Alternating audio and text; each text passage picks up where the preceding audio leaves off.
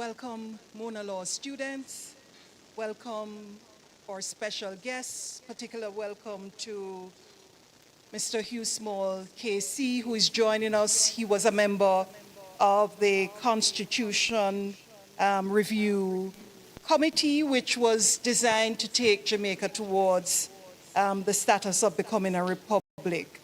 We really appreciated you being with us last year, and we're pleased that you have joined us again today.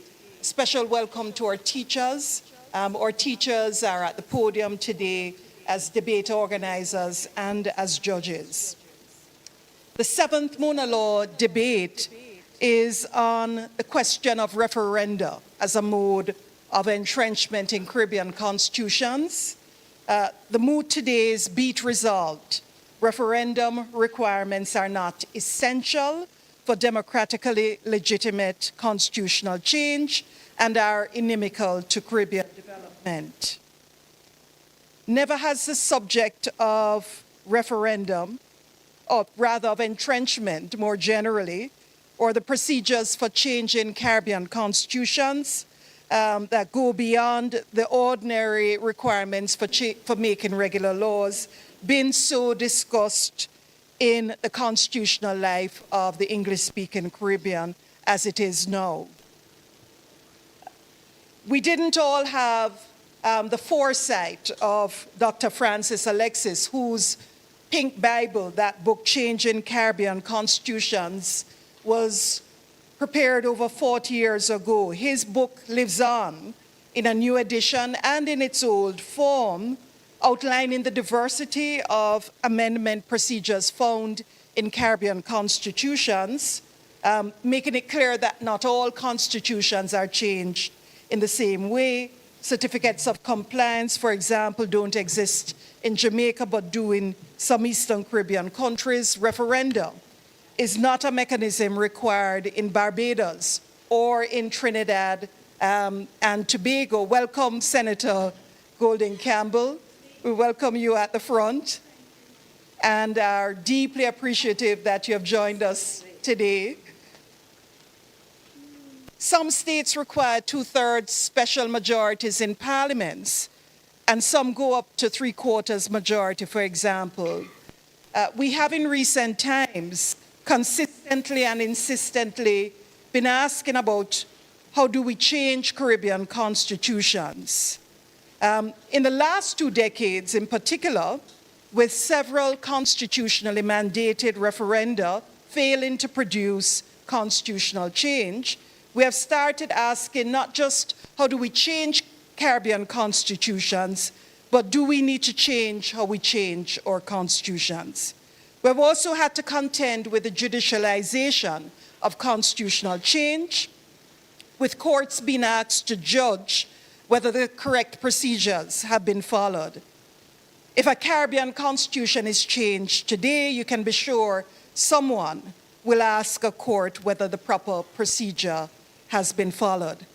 We're decidedly ambivalent, I think, about our constitutional stability and durability. Comparative constitutional law scholars link that stability of our constitutions with stable democracy. They argue that the English-speaking Caribbean has produced more durable democracy than any other part of the developing world. Yet the region seems literally stuck, struggling to make changes, particularly changes to the colonial retentions in our constitutions, the Westminster form of government, the appellate jurisdiction of the Privy Council, the constitutional monarchy, the colonial court for the associated states in the Eastern Caribbean, now the Eastern Caribbean Supreme Court. These are typically the most deeply entrenched provisions in Caribbean constitutions. Dakanka notes that the most rigid constitutions tend to be in the smallest countries. And we can't help but notice that the smallest states in the English-speaking Caribbean have the most rigid constitutions.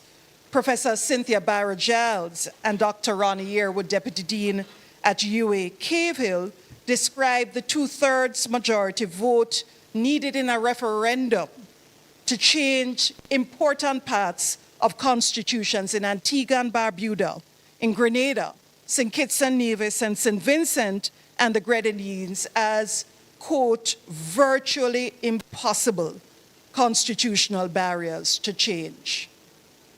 Anchoring a study on constitutional amendment mechanisms in 21 small island democracies offers us dimensions of the challenge we face in the Caribbean. Where we don't need referenda, in some instances the parliamentary majority of the government may be sufficient to achieve the supermajority votes required for crucial constitutional amendments. We saw this recently in Barbados, where there is a 30-0 majority for the governing party. But he also adds, and here we may think of referenda and the most deepest levels of entrenchment, that when the circumstances that may have led to deep entrenchment disappear, quote, the rigidity that is embedded in the amendment threshold becomes its own prisoner. He adds that, quote, this is indeed one of the paradoxes of constitutional politics, that rigidity is no longer necessary, but it stands in the way of its own, but in itself, it is in the way of its removal. Or in other words, he says, if there is in a constitution a provision that has a high amendment threshold, this provision may be mitigated or brought down only and when that threshold is honored. This produces what others have called, in respect of the Caribbean's political predicament, a stuckness in the present or a stalled present. So this conundrum, this stuckness in the present, forms the basis of today's debate amongst our constitutional law students in year one. Be it resolved, referendum requirements are not essential for democratically legitimate constitutional change, and they are inimical to Caribbean development. The Prime Minister and the Leader of the Opposition will present the core positions of their teams, while the deputies on both sides will look at Caribbean referenda to accept the CCJ's appellate jurisdiction, and the members of Parliament on both sides will tackle the question of changing Caribbean constitutions to become republics. So, moving to the next slide so that you can see the government, which is on your left-hand side. And the government's team includes Prime Minister Roman Andrews. And if you don't mind, I might just ask so that we can identify those debating for Roman to stand. The Deputy Prime Minister is Tashira Thompson on the government side. The government member of Parliament is Rashawn Grant. And the government whip today is Delicia Lawrence. And I'll just tell you those who are on the back bench: Brianna Hudson, Renicia Daly, Britannia Johnson, Jilliel Smith, Ramel Hamilton, and Nandrika Hibbert. Nandrik Hibbert. My apologies. The government's position is reflected here. I won't read it in the interest of time, but on the next two slides, you can see the government's position. In the interest of time, I will leave it up for a second and move on. So the government's position is reflected in two paragraphs. The government is supporting the moot, and the opposition will reject it. I'm interested in turning to the opposition, who you see on your right-hand side. And I'll also ask the team to stand as I called your names. The Leader of the Opposition is Richard Cloovey. The Deputy Leader of the Opposition is Jaylon Bailey. The opposition member of parliament is Thera Holness. And the opposition whip is Daniel Cunningham. Their backbench includes Kimoya Charles, Janelia Hemmings, Dacian Dallas, and Brian Taylor.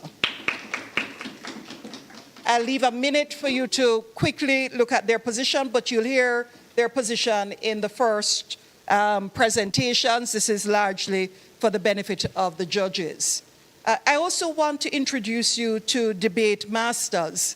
These are persons who debated on the last occasion and who have supported the teams on this occasion. This is an important part of the peer learning and sharing. They include Noella Brown, Adiel Campbell, who is our timekeeper today, and will sit with the judges in their deliberations and be part of their decision making. Andrew Coleman, Ashley Sibley's, and MonaLaw Society President-elect Matthew White. The judges today are your teachers and very familiar to you. Our judges are led by long-standing teacher Catherine Williams, partner at Livingston Alexander and Levy. We also have Glenroy Murray, also a teacher for some time in constitutional law, and Ronaldo Richards, who joins the teaching team this year. All three are graduates of the Faculty of Law at Mona, University of the West Indies. Just to quickly point out the allocation of time to each of the speakers on the next slide. And so the Prime Minister and Leader of the Opposition have 8 minutes each. The deputies have 6 minutes. The members of Parliament on the government side and the opposition have 5 minutes each, and the whips have 3 minutes each. Quickly, to also indicate to you the assessment criteria, the judges will, on the next slide, award 20% of the 100% of the marks to the written argument which they received, a very short 2-paragraph written argument, and then 80% will be attributed to the presentations today. And the criteria is, were they surreal? S for sound, were they sound? Did they get the law right? R for relevant, did they make good use of what we call in constitutional law the 4 C's, or constitutions, or concepts, or cases, or commentaries? Was the expression and presentation coherent, compelling, clear, and concise? A for analysis, was it analytically strong? Did we see application of technical knowledge, critical thinking and organizational skills, aptitude in resolving and challenging complex questions? Did they go beyond the materials which they have been given? And then L in surreal is for linkages. Have you seen beyond that which is before you on a particular worksheet? Have you gone further? The next slide simply articulates those ideas that the students are expected in their presentations to use the sources of constitutional law that are crucial to the course. Can I just say on the last slide that you'll notice that we're using Mentimeter this morning. You'll see the code for Mentimeter. You may also see it at your desks. Whether you are online or in person, you can open up Mentimeter and begin to answer the first question, which we'll take at the first possible break. So these debates are collaborative efforts between both teachers and students in what is primarily constitutional law, which is an integral part of the first year learning in the Faculty of Law. You noticed that the debate masters offer assistance, having gone through the process, to those who come after them. Working as peers and debaters provides a very valuable teaching tool and contributes to UA's efforts to produce graduates that university wishes to be critical and creative thinkers who are effective communicators with good interpersonal skills.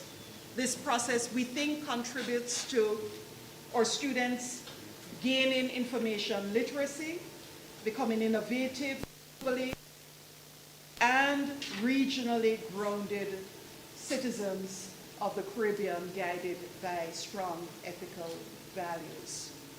Thank you for joining us, and I look forward to a vigorous and vibrant debate, and I hand over to our Chief Judge, Catherine Williams.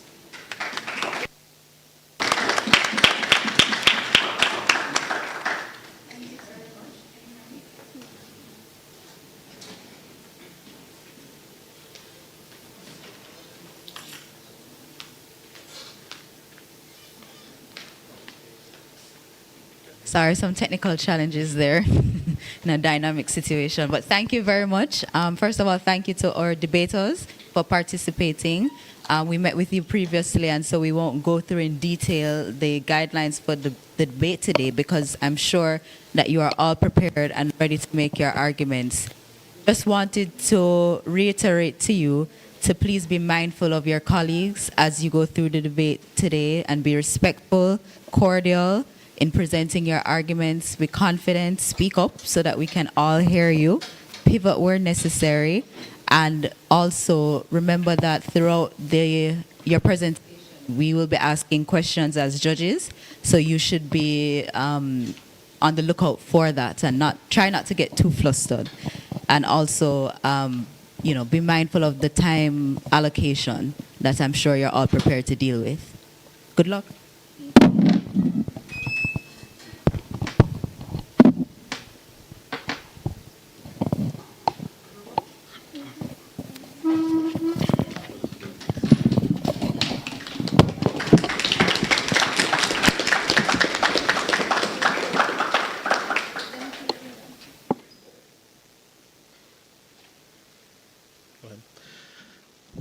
Good morning.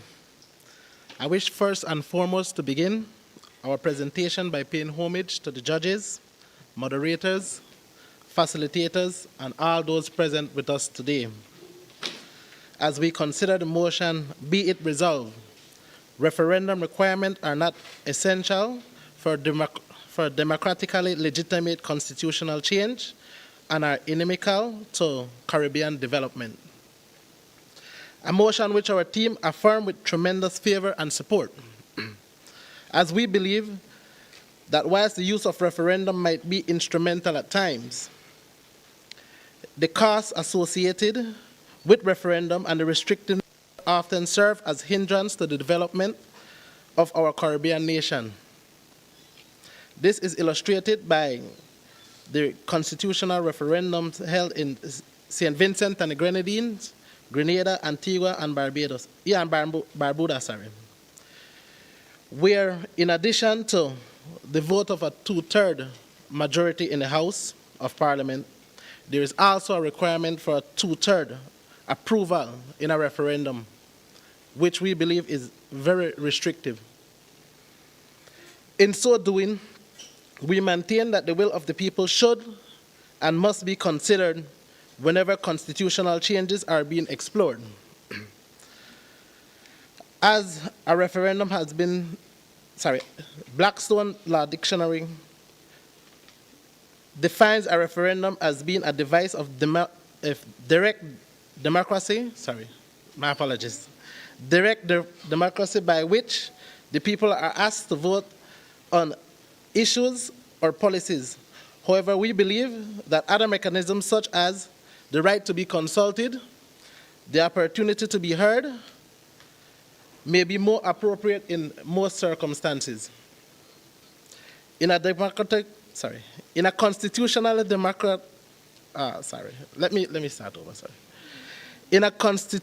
democracy like Jamaica, Section 35 of the Constitution provides adequate opportunities for bipartisan support of the ruling and opposition parties in achieving the aim of society.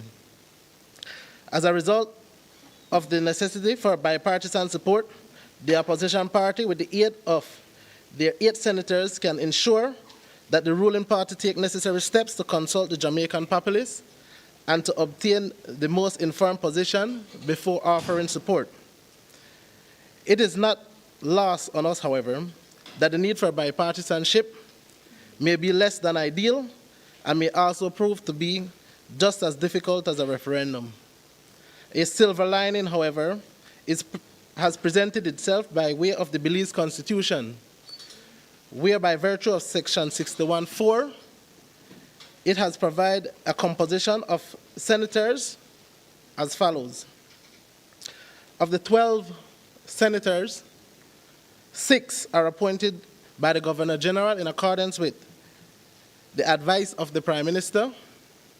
3 are appointed by the Governor General acting in accordance with the advice of the Leader of the Opposition. 1 is appointed by the Governor General acting in accordance with the advice of the Belize Council of Churches and Evangelical Associates. 1 is appointed by the Governor General in accordance with the advice of the Belize Chamber of Commerce. And the final senator is appointed by the Governor General acting in accordance with the advice of the National Trade Union Congress and Civil Society Committee. We feel that this is a better composition because it incorporates members of society. And many of these agencies would have had the opportunity to consult with the populace and to provide informed decisions. We submit that the composition of this kind provide a greater need for the ruling party to conduct the necessary consultation, public forums, debate, and any other stipulated requirements associated with the rights of the populace to be consulted, informed, and heard. As you can observe, this particular composition is inclusive of several social partner groups within various aspects of the community. Mr. Prime Minister. Yes. Good morning. Good morning, sir. As members of the government, you'd agree with me that you went to the people in an election and got elected? Yes, I agree with that position. Right. Can you explain to me then why a referendum which seeks to require you to go back to the people to get support for the constitutional amendment you want to make is inimical to Caribbean development? Well, first and foremost, there's the associated costs. The holding of referendum is very costly, and if you look at a population like Jamaica, where there are over 3 million persons, that would come at a hefty cost to the government to inform all the citizenry of the position that we're going to take. Belize, as recent as 2024, 2025, held consultations on an amendment to the Constitution. The first consultation there was $1 million set aside for town hall meetings and other mechanisms to be held, and after approximately 6 months of doing so, more monies had to be allocated. So, and when you're dealing with a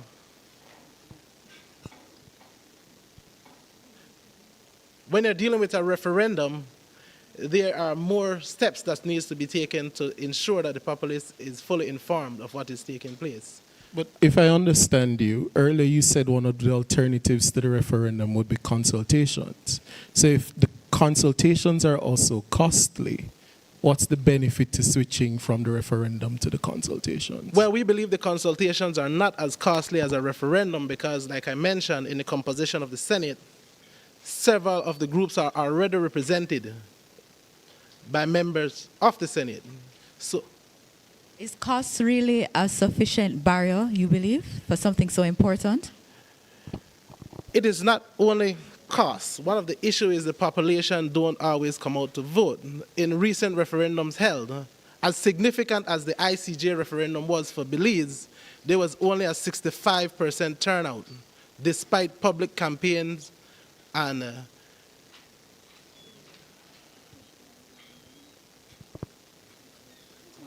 yes, despite public campaigns, and as well, there was very recently there was a referendum held in Kikaka in Belize, and that too failed because there was no bipartisan support. And the no votes, the petition for no. Oh, sorry.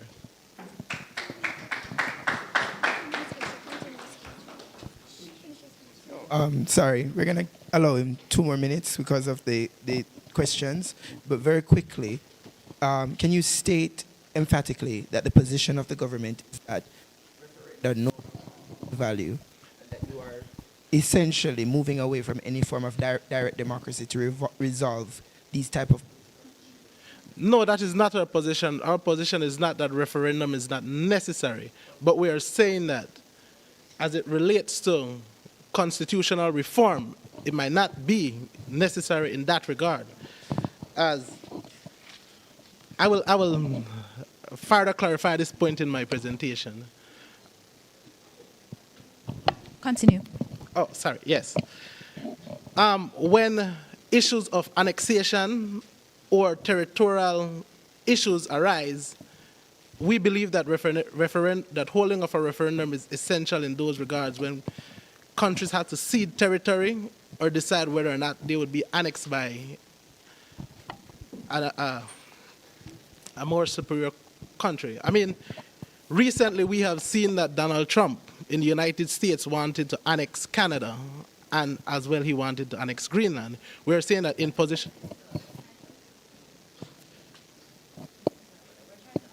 You. Why then is referendum necessary only for those issues and not other important democratic? We are saying that they are essential in those instances because those are issues of grave concern.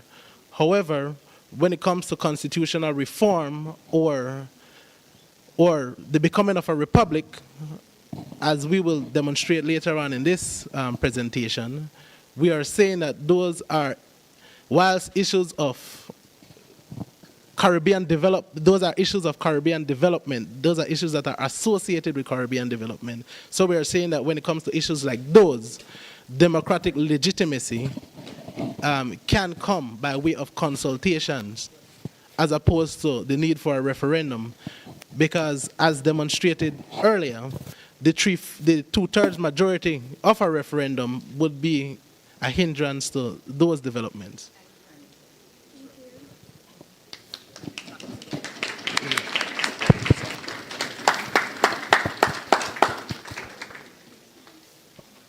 Okay. As we strive towards... Prime Minister, your time is up. Thank you. Oh, sorry.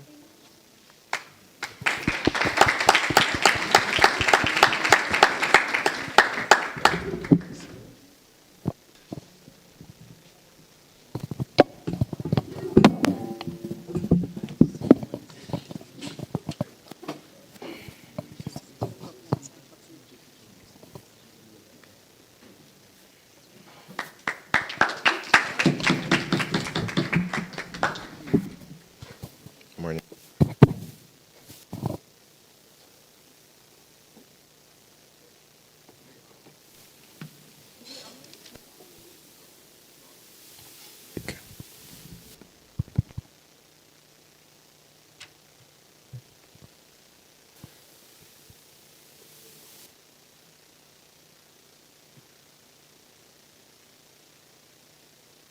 The green light. All right. Oh. All right.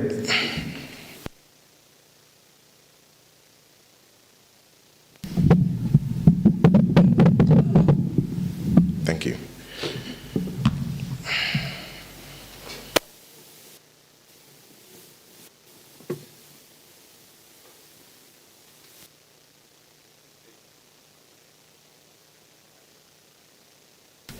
My opposition, the government, and my learned friends. Today, we are presented with a critical motion that questions the role of referendums in constitutional change. The motion reads, "Be it resolved, referendum requirements are not essential to the democratically legitimate constitutional change and are inimical to the Caribbean development." Now, the government failed to address exactly why referendums are not essential to a democratically legitimate change. And in my speech, I will address this and I will show you why we need referendums and why it is necessary for a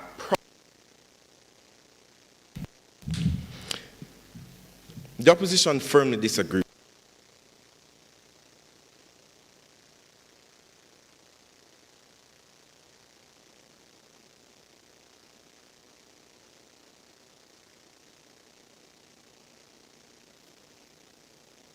Proceed.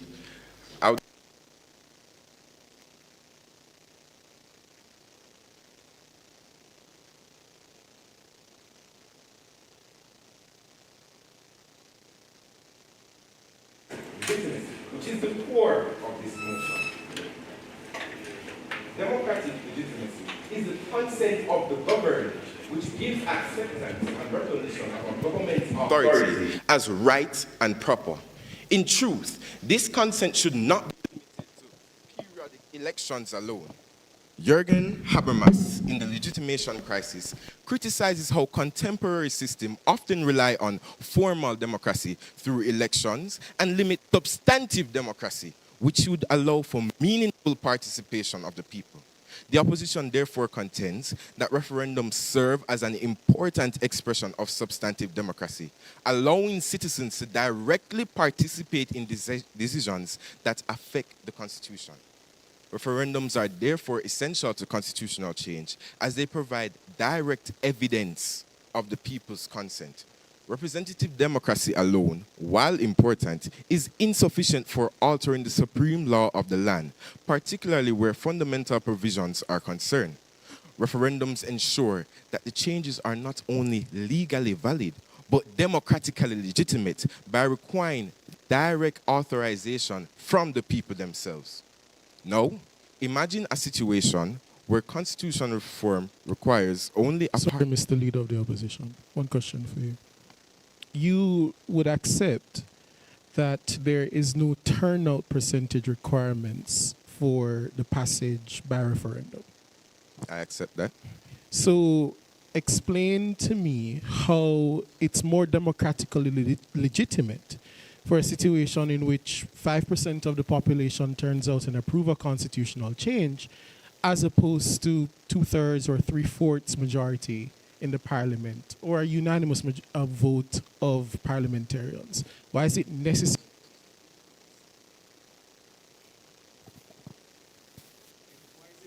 for this additional step when there is no guarantee a majority of the country needs to be voting in the first place? If I could just... So what you're asking is, what is the point of referendums if the voter turnout isn't high? Is that the question? My question is, what's the point of requiring referendum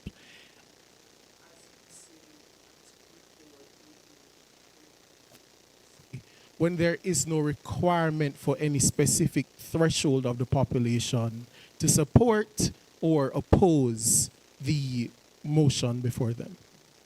I do accept that there is no requirement for the amount that is needed. However, what referendums do is that they ensure that the voice of the people is heard. Do we want to remove the people from the process and rely only on Parliament's voice? Or do we want a nation that understands the change that they're going through so we can develop as a nation, not only the country developing?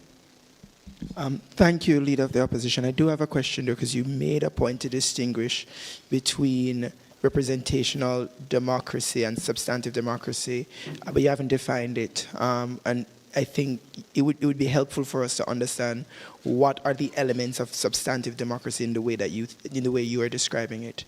Substantive democracy allows for direct input from the people when it comes to making decisions that affect the Constitution. With representative democracy, it is the leaders of the nation that would be directly making that decision on behalf of the people. So what I am saying is that I am saying that we use direct democracy to allow the people to make their own decisions on certain changes. Mr. Leader of the Opposition, the Prime Minister says it won't just be votes of parliamentarians, but they will consult with the people, etc. Why is that sort of consultation? The consultation is not enough.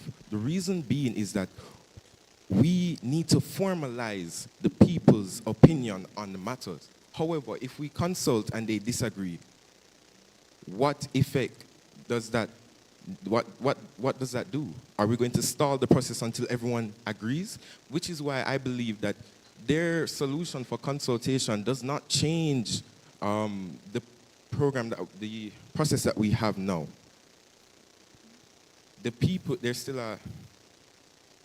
will still be a hindrance by just consulting. If we have a formalized way in which they can say yes or no, and we'll be able to understand, okay, what it is that we need to do so that we can better the constitutional reform.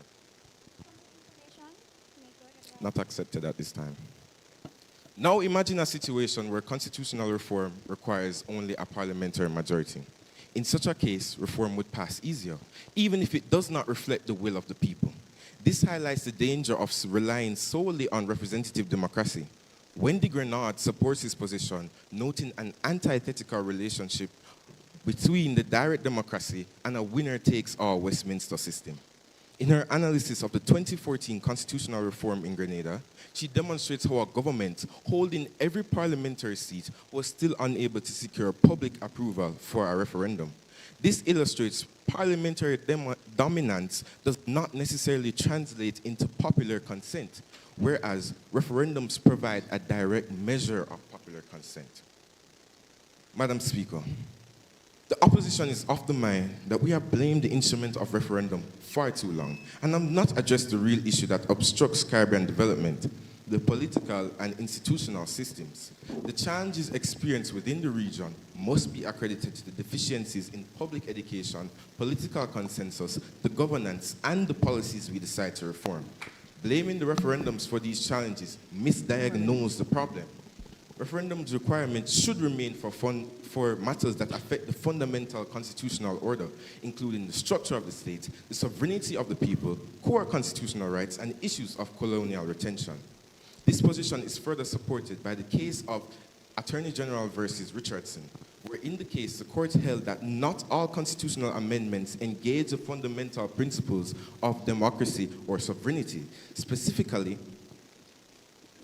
the alteration of presidential qualifications did not require a referendum because it does not affect the core structure of the state or the sovereignty of the people.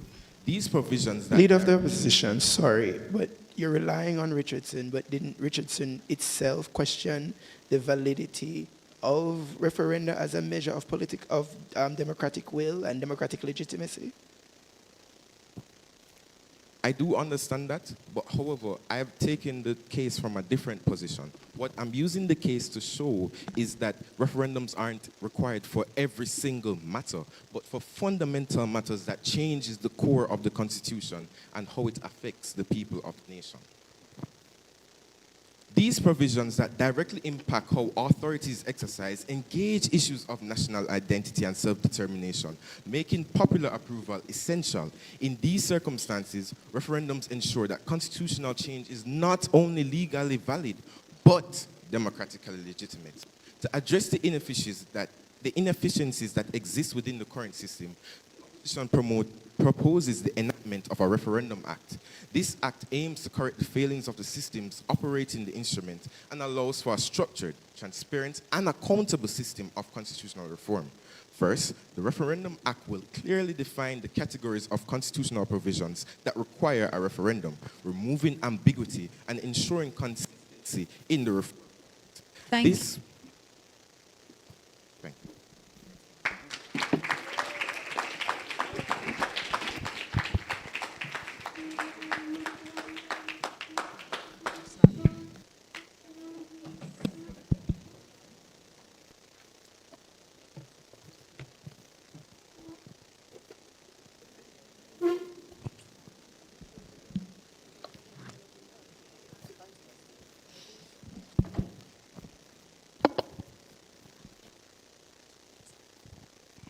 Madam Speaker, member of this House, I rise in firm support of the motion before us. Before I develop our substantive case, I must address the central error that the opposition has constructed in this chamber. The opposition mentioned that by having a referendum rather than prescribed consultations, as our Prime Minister listed earlier, the people's voices will be heard. But they fail to acknowledge that if people aren't turning out to vote, whose voices are being heard? Let me now develop the point that my Prime Minister intended to signpost to me. Our Prime Minister has directed this House to one specific and decisive dimension of the debate: the question of referenda as a requirement for constitutional change and its effect on the Caribbean's effort to replace the Judicial Committee of the Privy Council, a court in London answerable to no Caribbean constitution, with the Caribbean Court of Justice or regional court.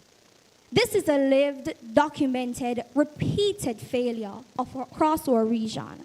And the constitutional mechanism at the center of that failure is the referendum requirement.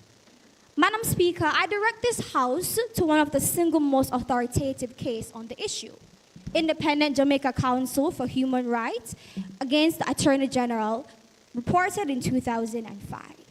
Now, in 2004, a People's National Party's administration in Jamaica tabled 2 bills in Parliament to bring the CCJ into appellate jurisdiction by simple parliamentary majority. The Independent Jamaica Council for Human Rights challenged those bills, and the matter went, ironically, before the Privy Council itself. The very court being replaced sat at the judgment of its own replacement. The Privy Council held the legislation unconstitutional, not because Jamaica lacked the desire, but because Chapter 7 of the Jamaican Constitution, which governs the judicator, falls within the most deeply entrenched provisions under Section 49. Any court replacing the Privy Council as a superior appellate body must be entrenched at the same level, requiring a 2/3 supermajority in both houses of Parliament. And for certain provisions, approval in a referendum by a majority of all registered electors. Not merely those who choose to vote, but every single person on the electoral roll. Now, Madam Speaker, let me draw the House's attention to the fact that has been consistent. Madam Deputy Prime Minister. Yes, sir.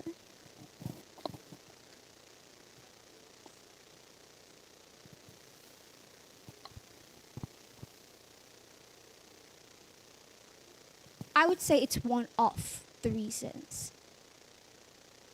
Because, well, the lack of there, because the at section paragraph 10, if I remember correctly, they mentioned the fact that because the 110 was changes the judicial independence of the court, it means that to protect the court, you would need to make it as entrenched as other sections in 49. And one way to make it deeper entrenched, the suggestion was to have the 2/3 majority, a 6 months elapse period, and a referendum. Now, why they didn't say, okay, you have to, we use whatever decision that the Privy Council makes as our authority.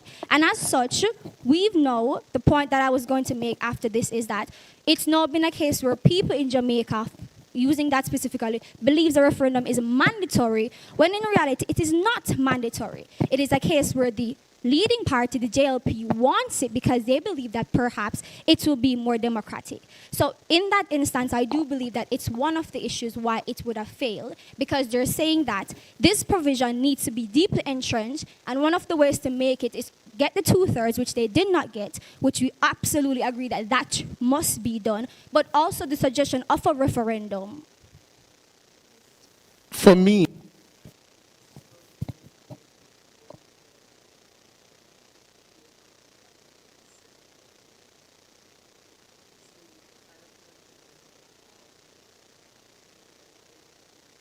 trying to amend the Constitution because they thought that was the appropriate way to do it, how do you draw the conclusion that it's because there's a referendum procedure why it failed?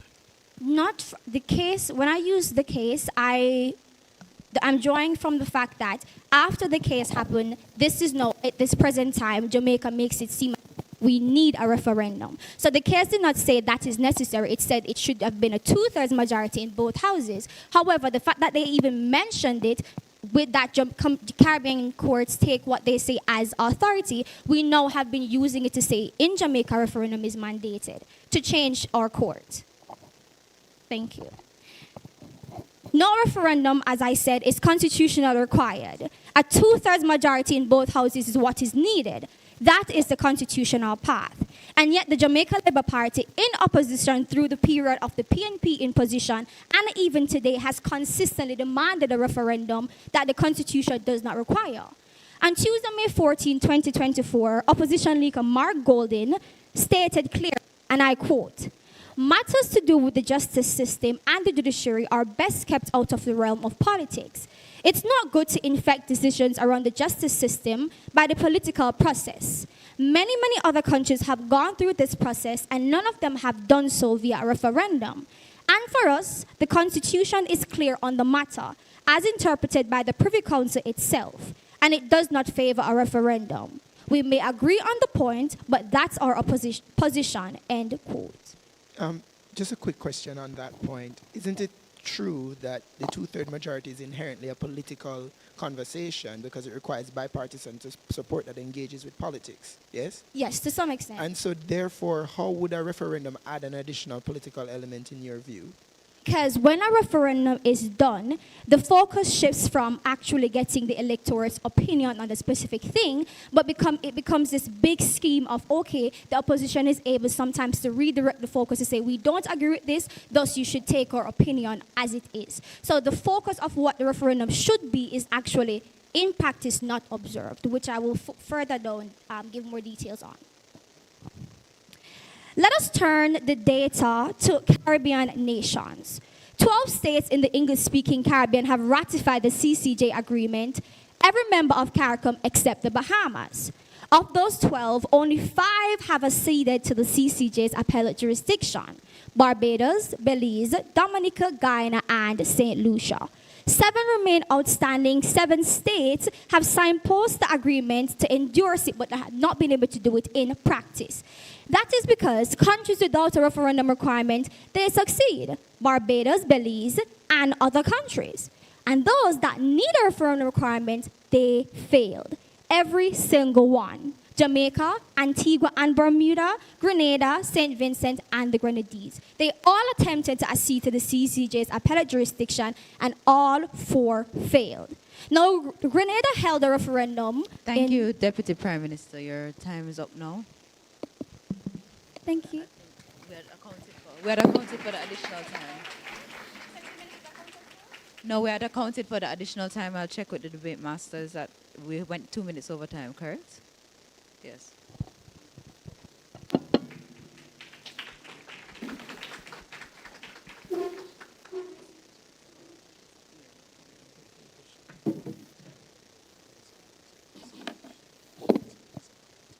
Mic check.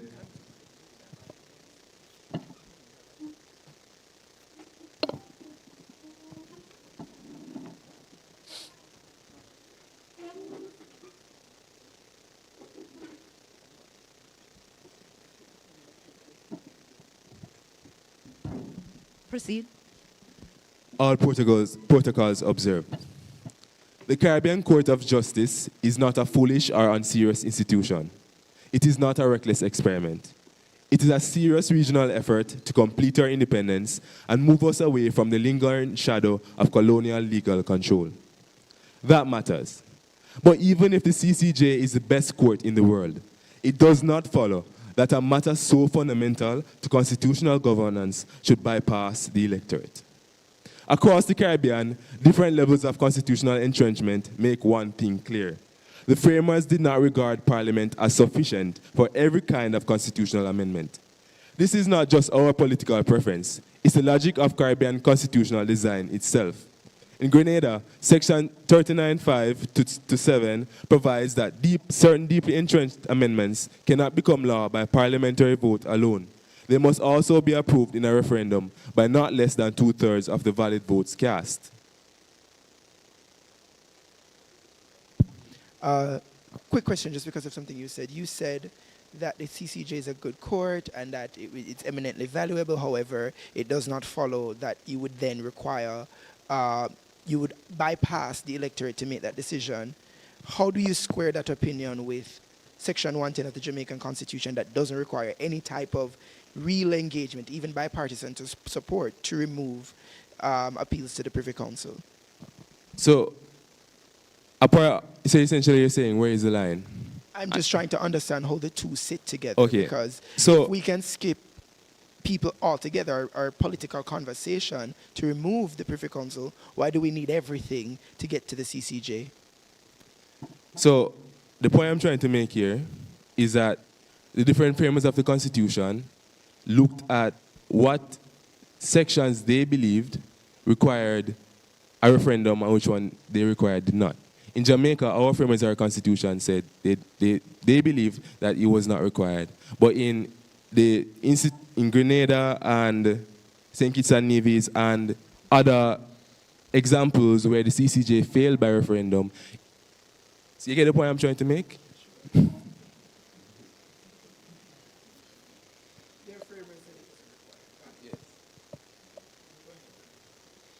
The framers aren't omniscient. You'd accept that. The framers of our Constitution didn't know everything.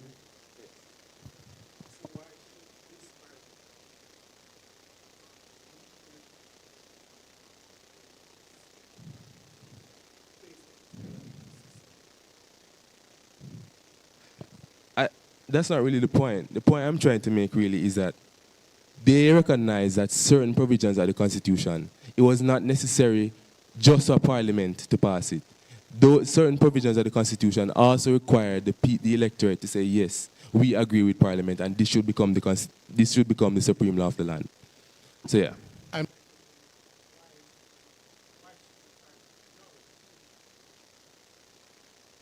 Because then those amendments are not democratically legitimate, as the leader of the opposition said before. All right. Now, my learned friends on the government side will try to take the Caribbean's failed CCJ referenda and turn them into an argument against referenda themselves. But that is not what the history shows. The history shows something far more specific. Not that the people should be excluded, but that the modern Caribbean referendum process has too often been poorly designed, poorly explained, and politically poisoned. That is precisely why our side proposes reforming the process and not abandoning the principle. The pattern is plain. In 2008, both Antigua and Barbuda and Grenada asked their electorates whether they should replace the Privy Council with the CCJ as their final appellate court, and both failed. Antigua and Barbuda is especially revealing. Before the vote, a Cadres poll suggested that 62% supported the CCJ, only 17% opposed it, and 22% were undecided or unwilling to say. Yet when the referendum day came, that apparent support collapsed into defeat. Only 48% voted yes, while 52% voted no. That tells us something important. Surface approval is not the same as deep, mobilized, and informed democratic consent. Why then did these referenda fail? First, they were swallowed by partisanship. A UNDP and International IDEA report on Antigua and Barbuda explains that the proposal was undermined by excessive partisanship and that the opposition did not want the government to receive the practical credit for a victory. So it mobilized supporters against the reform. In other words, the referendum ceased to be a sober national decision about constitutional justice and became a party battle about political advantage. And that is exactly why the government's answer does not work. Simply raising the parliamentary threshold to 3/4 in both houses does not resolve the real defect, because the real defect was never merely numerical.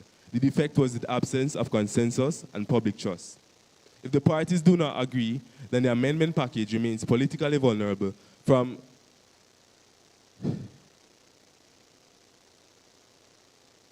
the beginning. A bigger supermajority inside Parliament cannot manufacture legitimacy outside Parliament. In a state such as Barbados, not accepted at this time, where one party may command overwhelming legislative numbers, a higher threshold still does not guarantee opposition buy-in. And it certainly does not guarantee that the amendment reflects the considered will of the people. Constitutional reform cannot become an elite transaction dressed up as national progress. Second, these referenda failed because the public was not adequately educated. Wendy Grenard joined and Justice Adrian Sanders says plainly that enough was not done to inform and educate Caribbean people about the CCJ, and the turnout figures prove the point. In Antigua and Barbuda's March 28 general election, 38,932 people voted, representing 76.51% of the electorate. But when the referendum came later that year, only 17,782 ballots were cast. That is devastating.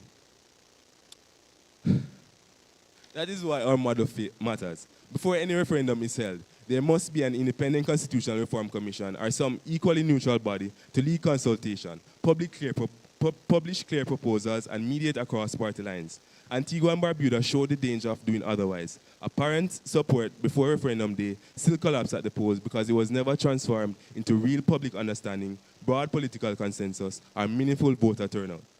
There must be sustained civic education and not a last-minute slogan war.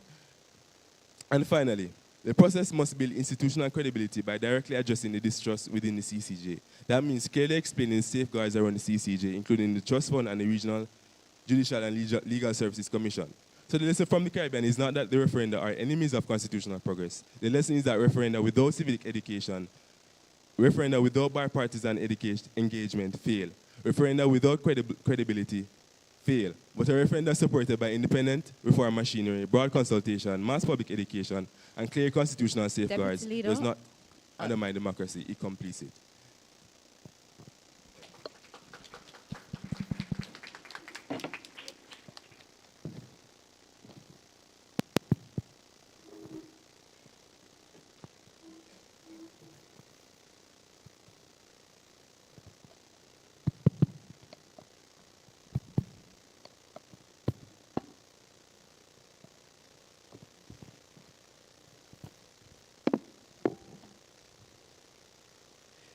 Opposition aware that the three-quarter supermajority is not, is not the only proposal, but also a formalized consensus and chambers for feedback and amendment. Honorable Chair, judges, worthy opponents, and members of the House, allow me to take you through a new ideal and rational entrenchment, provision that should be implemented by Caribbean states. One that requires a referendum to change deeply entrenched provisions, but does so in a manner that is informed, deliberate, and capable of actually delivering constitutional change. We submit that a composition of this kind provides a greater need for the government to conduct the necessary consultations, public forums, debates, or any other stipulated requirements associated with the rights of the populace to be consulted, informed, and heard. This is not a matter of mere procedure. It is a matter of democratic substance. When the composition before us is this significant... Mr. Bembo? Okay. Sorry. You would agree that that the disagreement in this debate is whether, after consulting, you put it to the vote of the people? Because both sides seem to be saying there needs to be some sort of public consultation and education. Right?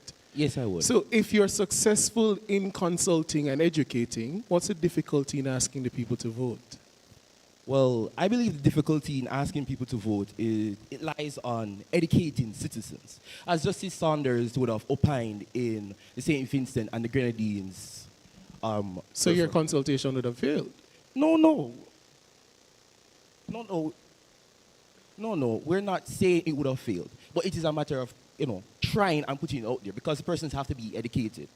But isn't What- the point of a consultation to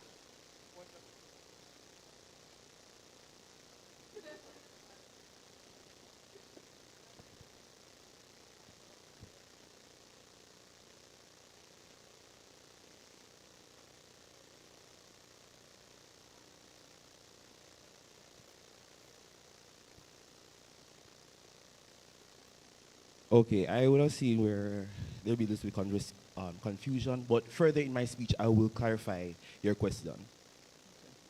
Denied. And I would say that voter turnout is the issue that we have at hand right here. When the composition before us is this significant, inclusive as you can observe, of several social partner groups from various aspects of the community, the obligation to engage meaningful becomes all the more urgent. The people we represent cannot be sidelined by technicalities when their right to be heard is at stake. For the sake of clarity, you can simply call this a 3-quarter and 6-month delay mechanism. Let us not obscure what is at play here with complex language or bureaucratic maneuvering. This mechanism, by its very nature, tests whether the ruling party will honor its commitments to consultation and inclusion, or whether it will instead use time as a tool to circumvent the voices that demand to be heard.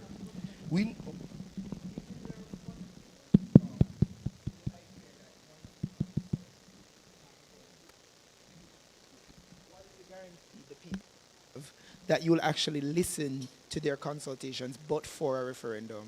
Because I think that's what really the panel is struggling to understand. If you're not going to take their step, and that is your position, how are the people assured that the outcome of the consultation will be what they want, if there's nothing that confirms that?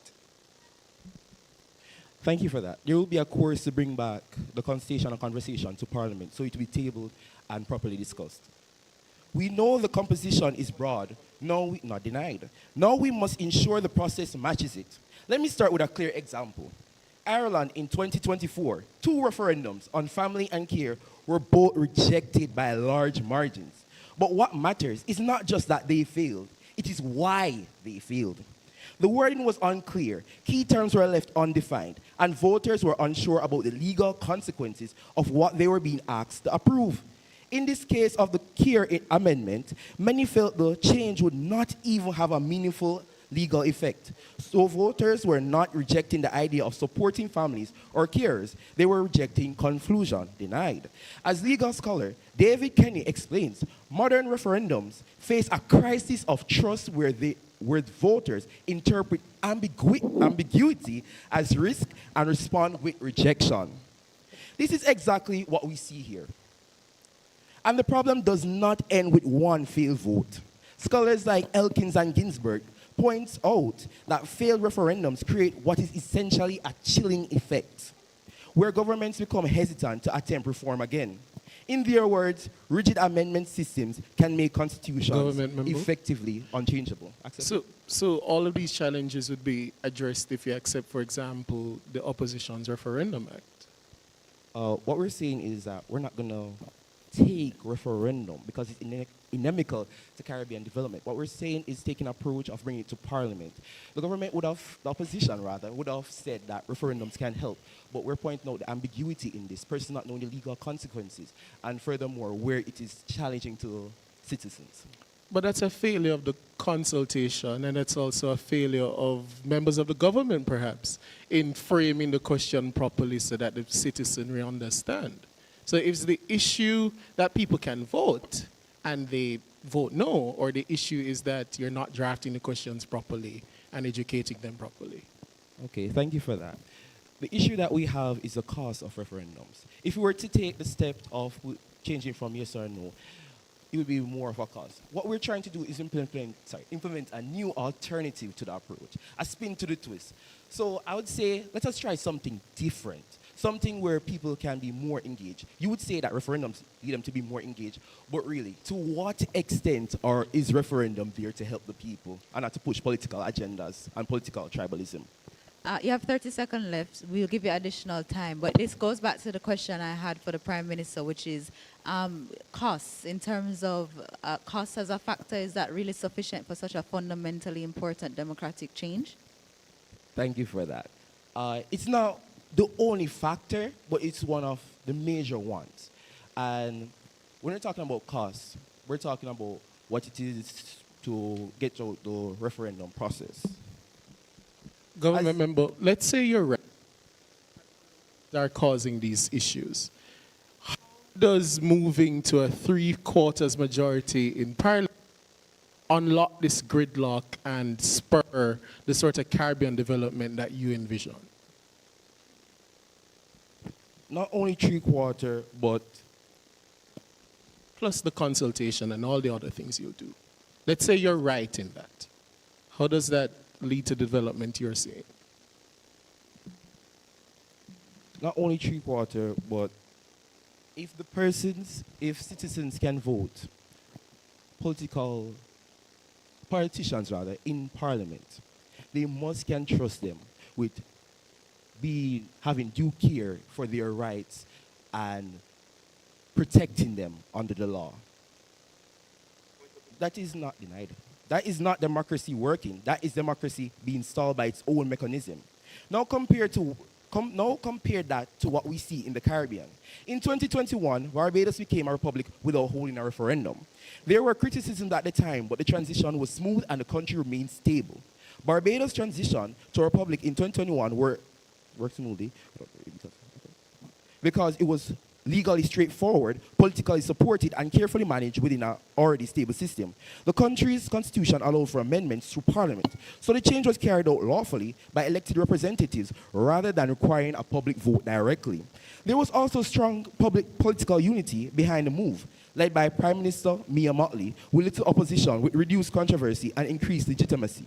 Importantly, the opposition was not a radical overhaul of governance, as Barbados retained its parliamentary democracy, legal system, and institutions, only replacing the monarch, Queen Elizabeth II, with a ceremonial president, Sandra Mason. The idea of becoming a republic had also been discussed for decades, meaning the change reflected an existing public sentiment rather than a sudden decision. Combined with strong institutions, respect for the rule of law, and symbolic timing on Independence Day, these factors ensured the process was orderly, accepted, and did not disrupt national stability. Similarly, countries like Belize, Guyana, and Dominica have made significant constitutional decisions without relying on referendums. What this shows is simple.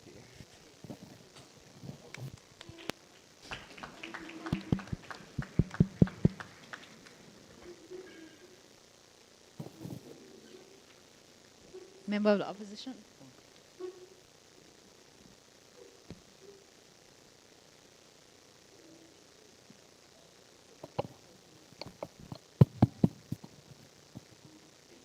Travel. Oh.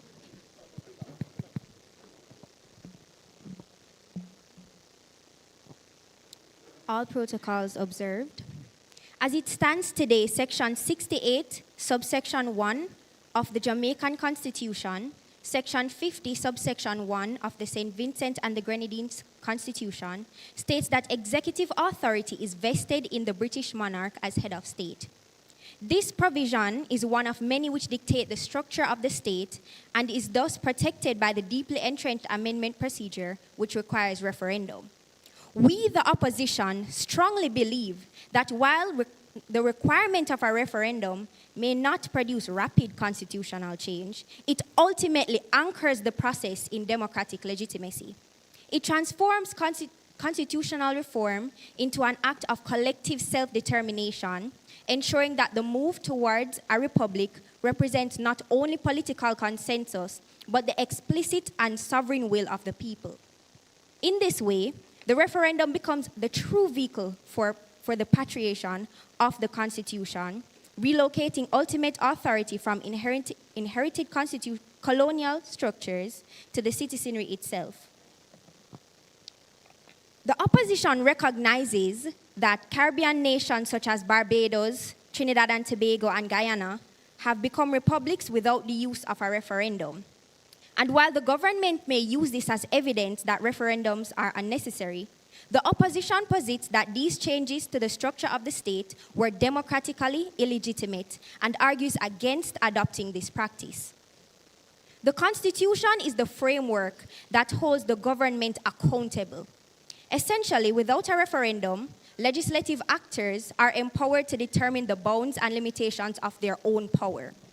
We run the risk of temporary legislative actors arbitrarily altering the pillars of our democratic framework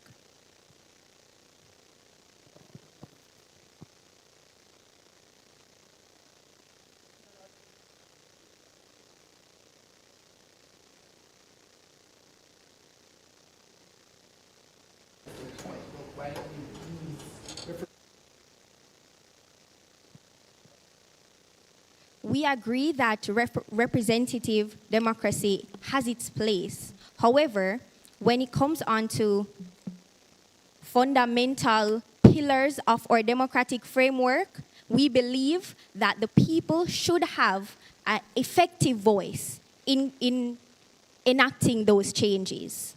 Why is it fundamental that we have the Queen or the King, His or Her Majesty, as the head of state in Jamaica, and I think you gave the example of St. Vincent and the Grenadines? Why is that a fundamental mechanism or system? I don't believe that having the monarch as our head of state is fundamental, but the transition to becoming a republic and becoming a self-actualized nation is a fundamental transition that requires the voice of the people. If I may continue.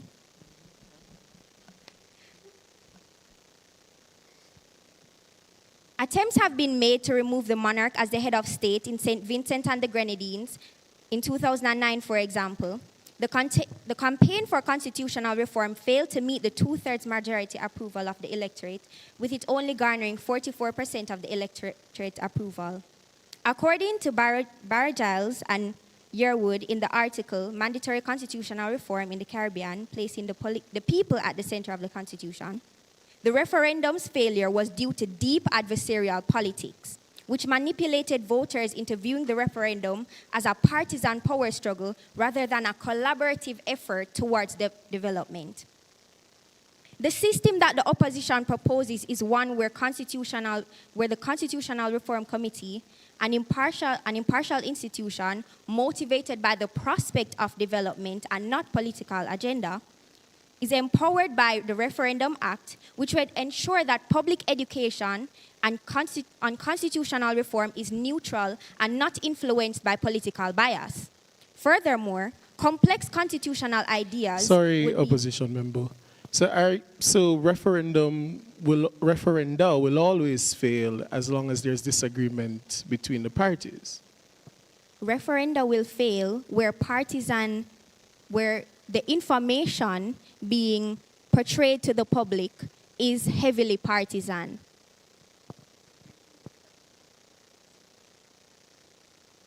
I don't believe that if there's partisan disagreement, referendum will fail. A referendum will fail if the public is being influenced by political actors to vote in a way that does not address the actual question being posed to them.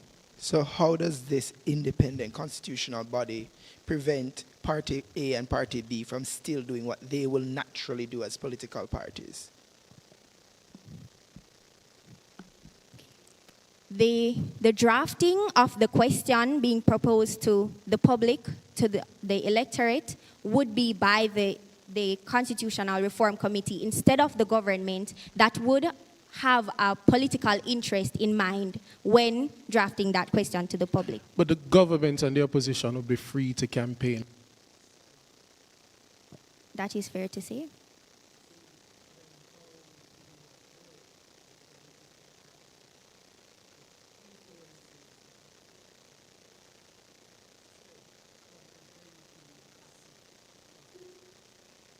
Because we would educate the people on the actual constitutional reform that would be taking place. So complex constitutional ideas would be dissected and communicated in a manner that accommodates all members of the public to build comprehensive understanding of the proposal and remove the us versus them ideology and promote real deliberation about the development of the nation.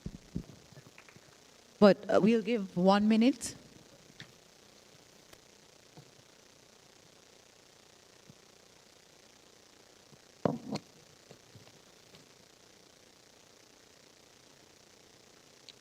Take Belize, for example. According to Richard Albert in an article entitled Poison Pill in Commonwealth Caribbean Constitutions, the Belizean Constitution does not require a referendum to amend Section 36(1), which provides that executive power is vested in the British monarch. However, government and opposition have agreed to have a referendum when the time comes to take that step. This demonstrates the value of the public voice that cannot merely be limited to persuasive commentary. The will of the people must be a decisive factor when making the decision to alter the structure of the state. Democratically legitimate constitutional change cannot occur through temporary legislative actors holding absolute power. Thank you.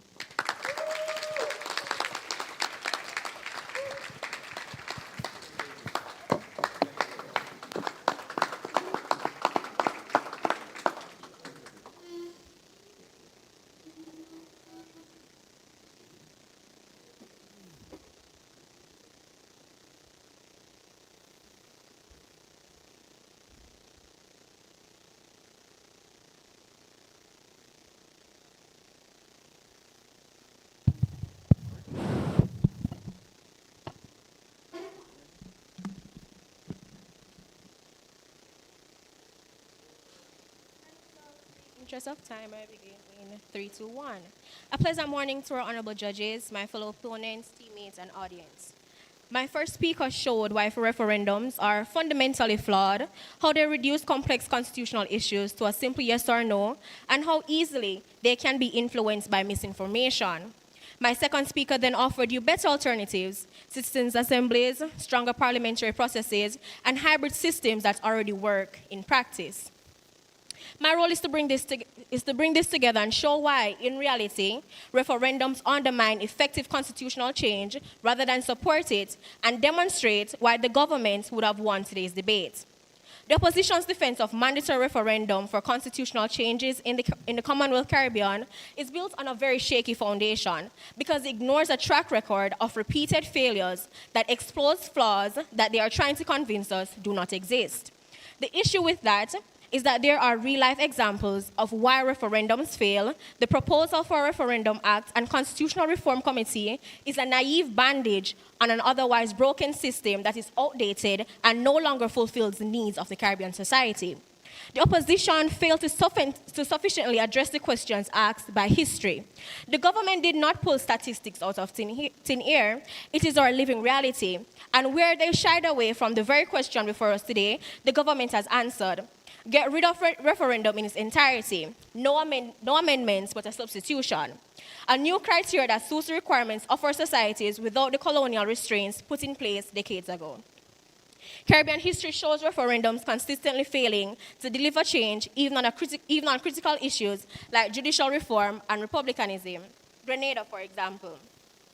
The Referendum Act proposed by the opposition is speculative at best and ignores why fixes have not worked before. With Grenada's first failure, followed public consultations that diluted the proposal in an attempt to gain the public support, and yet they still tanked. The low turnouts and the no votes campaigns that exploited the mistrust between the government and the people continue to stifle the growth in the Commonwealth Caribbean. The government, however, is encouraging people to have faith in the system they have voted for, in the representatives they put in place to lead them. The main points from the leader of opposition, referendums are essential as they show evidence of the people's consent to constitutional change. However, parliamentary majority does not necessarily translate to popular support for constitutional change. Here it can then be argued that in reality, it is the same political parties that will campaign for and against the constitutional changes with the government, having the advantage as the ruling party. Therefore, invalidating Parliament's majority is undermining the political will of the people in who they have chosen to represent them, as well as having a referendum. With that, the government rests. Thank you.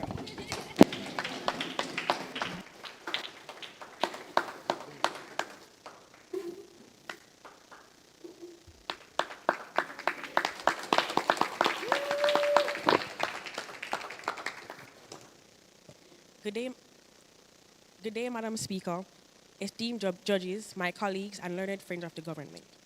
The government has painted a picture of the referendum as a cage for Caribbean development and constitutional change. We have discussed thoroughly the failed referendums of the past, and the government would like us to believe that is evidence of its unessentiality. A referendum vests constitutional change in its only true sovereign, the people themselves. This popular endorsement forges durable legitimacy. The provisions for which a referendum are required are so fundamental to the state that getting rid of the referendum requirement would be, as the opposition member stated, democratically illegitimate. Beyond legitimacy, the act of holding a well-structured referendum strengthens society. It compels national conversation, deepens civic literacy, and affirms that sovereignty rests in every citizen. Referendums done right are not a threat to Caribbean development, they are its foundation. To accept the government's motion that referendums are inimical to development are therefore not essential is a misdiagnosis of the disease. They believe that referendums are the problem, and as with any misdiagnosis, the treatment they propose will be ineffective because it does not address the true cause. Our approach is different. We seek to cure the patient. Our solution is not to abandon the people's voice, but to build that neutralizes these very pathologies. We, the opposition, suggest the introduction of a referendum act that would institute guidelines for the process. Under our referendum act, the CRC's role is extended to become the governing body for the referendums. It drafts the question, vests the proposal for constitutional integrity, and issues a neutral public report. This transforms a process previously vulnerable to partisan capture into one where the referee is impartial. This is a practical mechanism that solves the very problems we have all agreed exist. That is, the party in power should never be the sole author of a referendum question. So, as we bring this debate to a close, let us be clear. The government looks at our struggle with the CCJ and Republican status and conclude that Caribbean people cannot be trusted with their own sovereignty. They tell us that the only way to develop is to concentrate power in the hands of the political class and insulate it from the people. That is not democracy. We acknowledge our past failures, but we refuse to be imprisoned by them. We have presented a concrete, workable system that neutralizes the dangers of partisan bias and public ignorance. We say the issue is not the referendum. The issue is that we have done referendums badly. It is time to do them right. Thank you.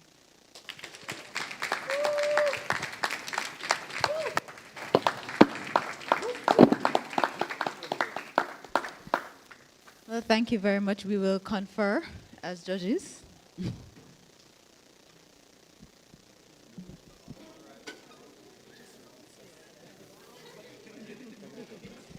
Thank you very much.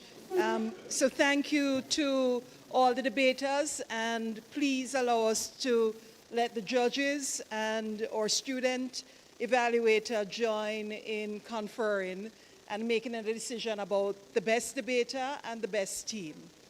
Can we say thank you to the debaters?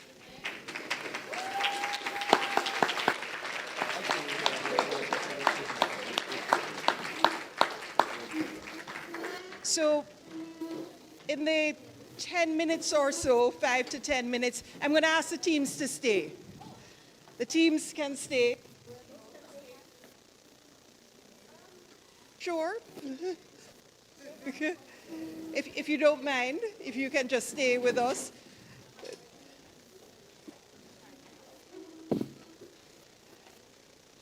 So we invited you to offer some thoughts on Mentimeter, and I'll just ask for the first Mentimeter question to be put up, and then I'm going to ask if you'll indulge me or specially invited guests to join me to offer any feedback you have, as well as our teacher, Jeffrey Foreman, who is also with us. But the first Mentimeter question was, and can I apologize for the mics? So we are aware that it hasn't been a smooth mic morning or afternoon. So the question is, all Caribbean constitutions should require referendum as a method of changing important provisions. 25 have said yes, 7 said no, 6 said not sure. So this is some strong support in the room for referendum as an option for changing the the most important provisions in the Constitution. There's a second question, which we can put up and give you a chance to reflect on and vote. So the same place you found the first one, you can find the second. And the question is, failed constitutional reform efforts in the Caribbean reflect, one, polarized partisan politics. I certainly heard that today from, from different sides. Inapposite or inappropriate procedures for change. Or thirdly, and we heard much about this today, poor methods of carrying out referenda. Can I give you a minute to see if you have a view on this one? Thus far, we are hearing strong feelings about polarization, political polarization as an important reason for failed reforms, and also poor methods of carrying out referenda. A second more to give those who haven't had a chance to vote to vote. We welcome hearing your views. Those who are at the tables can also join in offering your views. It might be, my guess is you're on one side or the other of some of these questions. And so it feels as if the idea of political polarization, partisanship, the point which Professor Wendy Grenard highlights as strongly inimical to reform in the Guyana process, is one which many of you have highlighted, as well as, I think, a point raised by some of the debaters about the methods of carrying out referenda. Suggestion around an independent body being responsible for the process and potentially depoliticizing the process. You, of course, heard the question on the other side, doesn't it become politicized once it's put to the people? Let's take the third question. So more support for political partisanship as the important reason why constitutional reform has failed in the Caribbean. So the third question is, if we're undertaking substantial amendments to our Constitution, should we amend the entrenchment clause?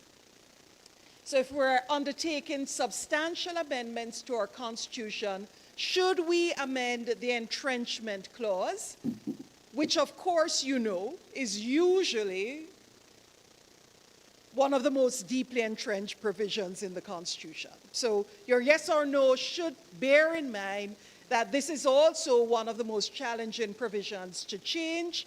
You heard that in the quote which I gave from ANCAR as well. So six of you say yes. Let me give you a second to think about this one. If we're making reforms, should we be thinking only about whether to change to the CCJ, to become a republic, to change the form of Westminster governance, to change whether we include a Senate or not, amongst other things, introducing new rights? Or should we also be asking whether the constitutional amendment provisions, the entrenchment provisions, should be changed? Mr. Foreman, I see you ready to join me on the... Oh. Yes, yes, yes. I'd agree that. So let me give you a mic. Can I give you a mic, please? You asked for it. Do you mind if it was where A question I asked was whether, in the contemplation of the question, amendment means get rid of the entrenchment no, yes. Clause altogether versus... No, change it. Change it to something else. Yes. So, right. So some of the proposals being made by Yes, the teams, such as, you know, do we that. get rid of referenda, but we increase from 2/3 to 3/4? Right. Or do we include referenda, but constitutionalize a body that has responsibility for the carrying out of referenda, or legislate it? That question. And the strong support is, we think we should, so far, I mean, strong is probably putting it too high, but stronger support for contemplating reform to or entrenchment provisions while we're thinking about significant reform. So the countries which have recently had all over reform processes, thinking about reforming the entire constitution, most recently in 2024, a report from Trinidad and Tobago and a report from Barbados. They're thinking about... But not here, not Jamaica. Not in right. Jamaica. To date, the focus in phase one, as presented by the minister at the time, related to the Republic. But the suggestion is if you're doing what Barbados is, or what Trinidad and Tobago is, that you should also look at the entrenchment provisions. Could I invite both of you to join me? I'm sure you have thoughts and observations as you heard the teams. We welcome your thoughts on any of the questions which have emerged, including the polls which we have presented to the class. Senator? Yes. We shared. So obviously this now requires bipartisanship and some community work in sharing the not so effective microphones. No, you go ahead. Go ahead first. All right. Good. Is it morning? No. Good afternoon, everyone. Thank you so much for having me. Well, let's just say I'm thoroughly impressed by the debaters today. But in terms of the issue that you have been debating, I must tell you, it opens up a whole set of other issues for me. So I think it was recognized once or twice on both sides, the issue of public education and the need to have robust public education when you're approaching the question of referendum. But is that sufficient? Is public education, as we understand public education to be, town halls, etc., sufficient in a system where we still have some systemic education failures in schools? So when you talk about public education on complex issues about the Constitution, on whatever the question is, can we overcome that simply by public education? That's my first question. My other question that I would put to you is, and hold on because the brain fog is now, okay, here we go. If you remove, or if you consider that the referendum is not the most democratic way of dealing with changes, and you remove referendum from the option of referendum from the Constitution, what are you left with? And I think we agree that what we would be left with is our parliamentary representatives, really in the House of Representatives, because the people don't vote for senators, myself. And is that system working in such a way to give the people confidence that their voices are actually being heard? So I'm not coming here with any pronouncements. I have more questions to ask you than I have answers to give. I'm going to yield to my colleagues. So can I press you on that last Sure. one? If we look at, use Jamaica as the example, very few of the entrenched provisions, the 2/3 only, no referendum requirement, have been successful. The charter worked. I think there's an amendment to one of the provisions related to the judiciary. And when local government was entrenched in the Constitution, that was done through a 2/3 process as well. It's an amendment to one of those provisions that needed that procedure. Does the fact that there have been some changes, and changes that one could say enjoy support among the people, but no changes to the more politically divisive questions, final court question. Well, I suppose the referendum contradicts me because I think there's broad consensus that we don't want to have the the British monarch as our head of state, but we haven't got there. But does the fact that when there is broad consensus and effective two-thirds type change, an indication that the political dynamic that was intended to be brought to bear with that procedure has worked in practice. So it achieves political consensus and prevents any one side from getting what it wants.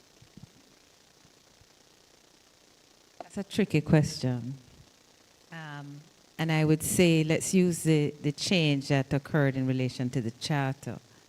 I'm not so sure. You could probably tell me, but did that process start roundabout when I was born or just shortly after? No. Started before that. There were discussions before that about changing the charter of rights. So formally, perhaps.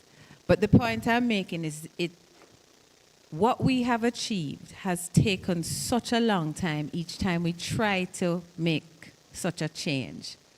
And I think we run the risk of getting, it's a high risk as well, as getting so caught up on political sides, on partisan sides, that it's of concern. It's of concern. Now, we have to have a system. And we may not ever be able to have a perfect system. So I think in the question of whether or not, referendum remains a part of our system or we are relying solely on our parliamentary representatives, I don't think it is take away one and leave the other. I think if you're going to take away one, then there's some adjustment you have to do on the other side. But my perspective is somewhat different. Perhaps Surprise. because I was very much alive and aware of what was happening when the Constitution came into force in 1962. In fact, I returned to Jamaica before the first anniversary of independence. So my perspective is a little longer than several other persons. First thing I want to do is to congratulate the law faculty on the most stimulating discussion that I have heard on anything relating to the Constitution in the last 12 months.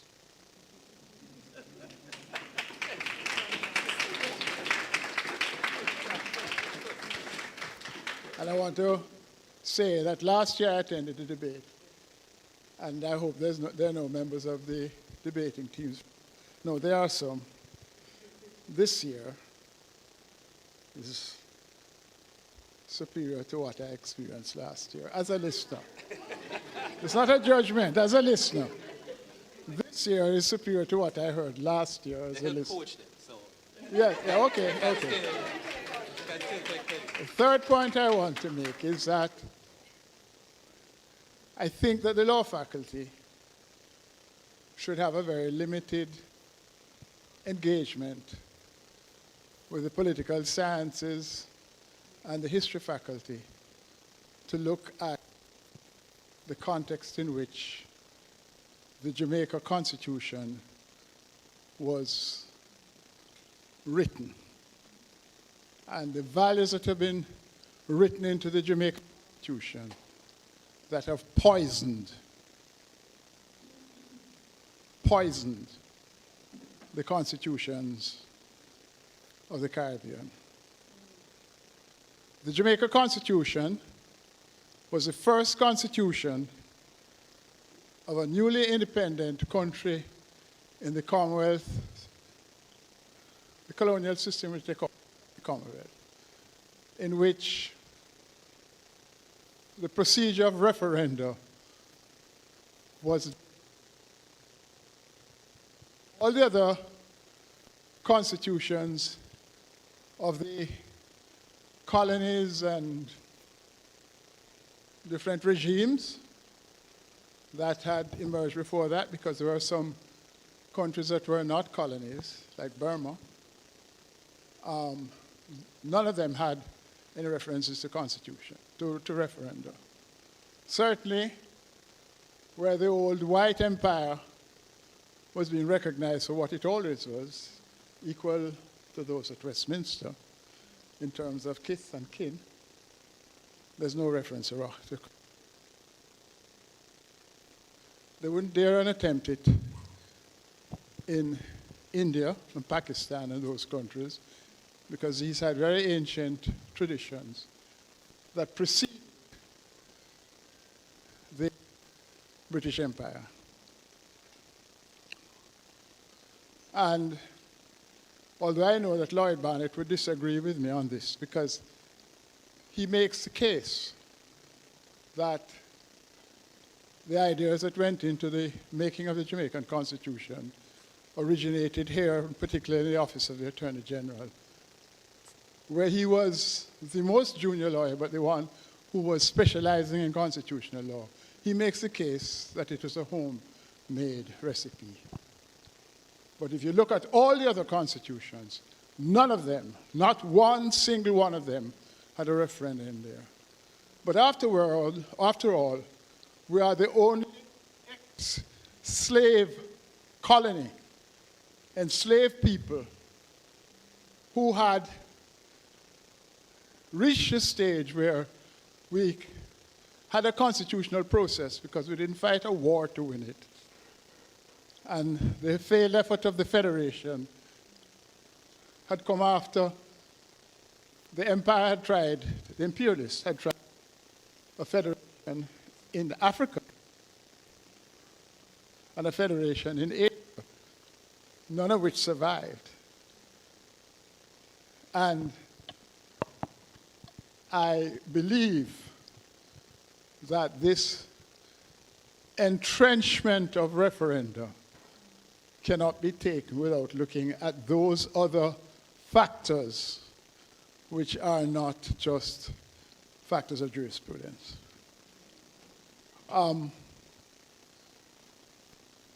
It is true that the Jamaican Independence Constitution followed after a referendum was held in Jamaica in 1961.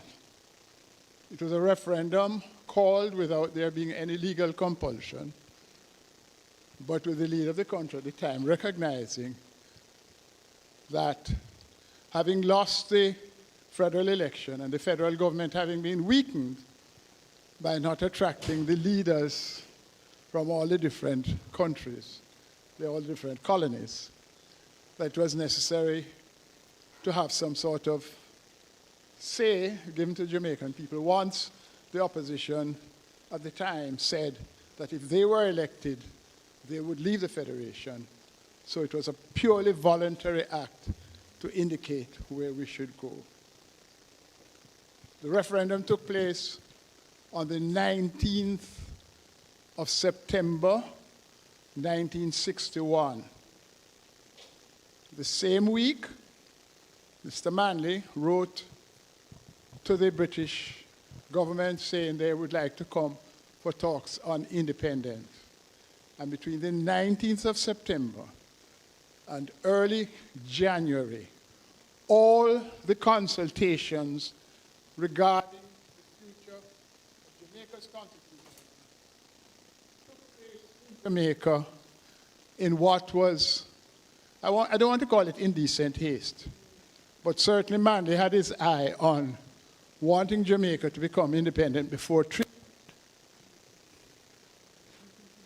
who had where the federal capital was, and there was a little rivalry going on. So, between the third week in January, in September, and the second week in January, all the constitutional instruments were drafted, all the public consultation took place, and the meetings began in London. And I was a student then in London. I recall the dissatisfaction that was felt amongst our student body by what was happening. So this concept of referenda is something that, in my belief, was placed in there not just by the protection between the leader of the PNP and the leader of the JLP looking around and not knowing which one was going to be the Prime Minister at independence, and wanting to make sure that there was some leverage. But in my view, if we look at it very carefully, the British put it in there for reasons that they wanted to maintain stability in the first ex-slave colony that was achieving independence. The very first. None of the old white republics, not the Asian, not those other countries that were protectorates, none of them.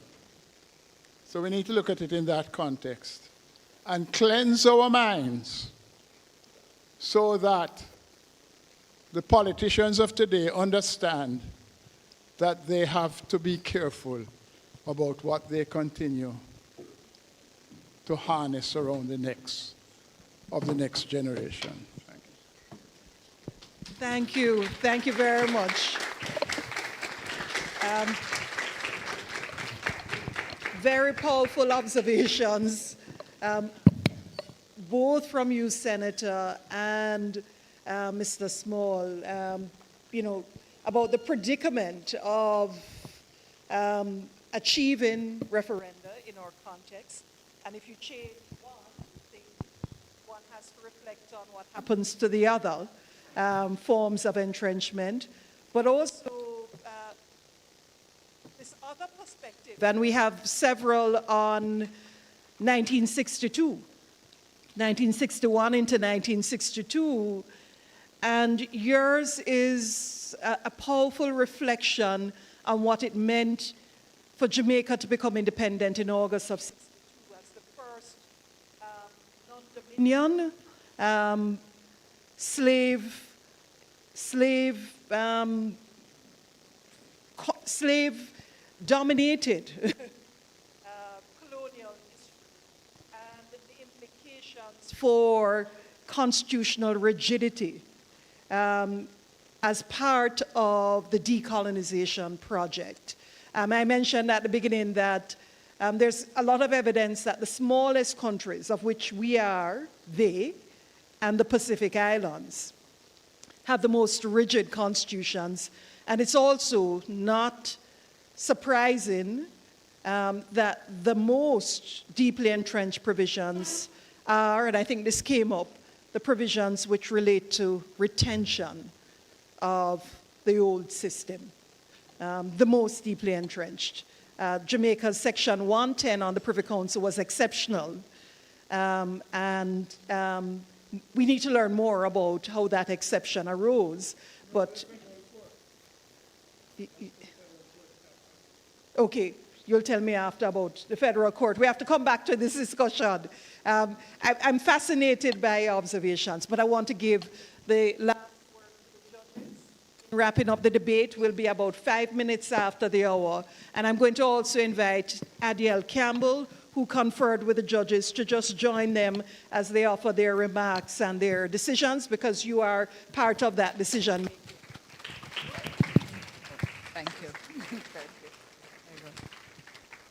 Thank you very much. And we want to first start out by thanking the debaters for offering yourselves up to this challenge and standing up to the task.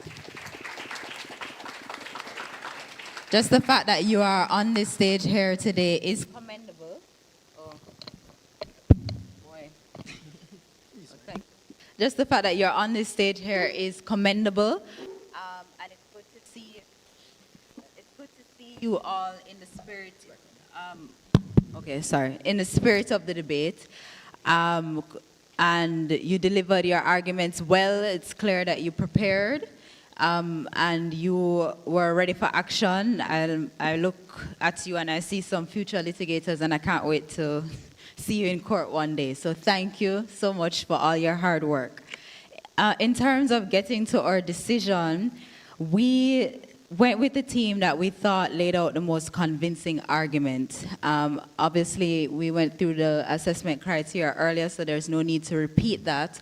But at the end of the day, we went with the team that we thought was the most clear, cohesive team, strong in terms of citing references that were available to them, as well as pivoting when it was necessary and answering the questions in a clear and concise way, not getting too flustered and being confident in their arguments. And so overall, that is where our mind was at in terms of coming to a decision.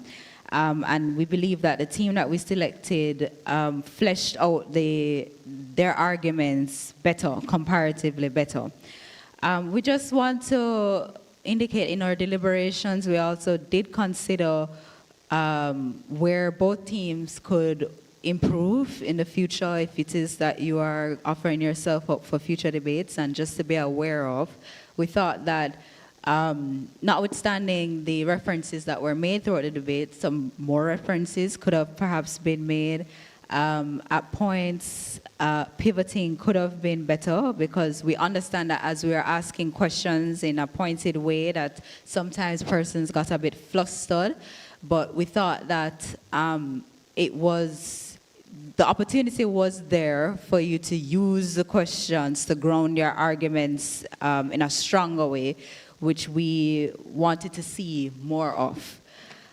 In terms of preparation, overall, we went with a team that to us felt more prepared in terms of being seated in your argument, being rooted in your argument, so that whenever they were caught off guard, they were able to root it back to their arguments. We also wanted to see more of a philosophical argument in terms of democracy. We didn't see much of that today, notwithstanding your good work.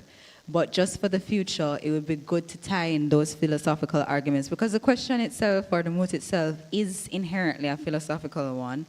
And certainly, we thought more could have been done in that regard.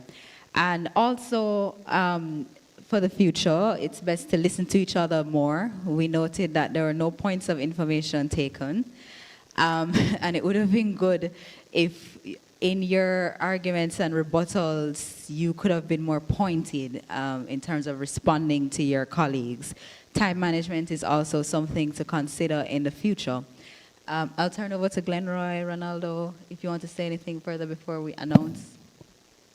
Very quickly, supporting everything that you just said, reflecting our deliberations, I do think outside of how some persons navigated questions better than others, the only additional point I'll make is that you don't have to be wedded to the written script in that way, because then you get caught up in that. If the questions take you a ways away, you summarize little chunks, and then you move along to make sure your fulsome argument is made. I think that impacted how some of the speakers were able to really put forth the wholesome version of their arguments to us, and then inevitably affected the decision that we made. So that would be the one point that I add to what you would have, or expound on what you said, Catherine.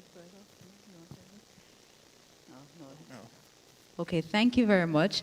All right, so in terms of our decision, first, for best speaker, we chose the opposition member.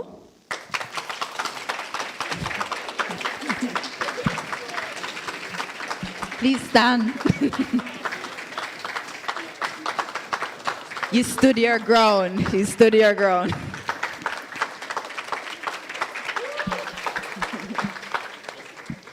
And for the best team, we chose the opposition.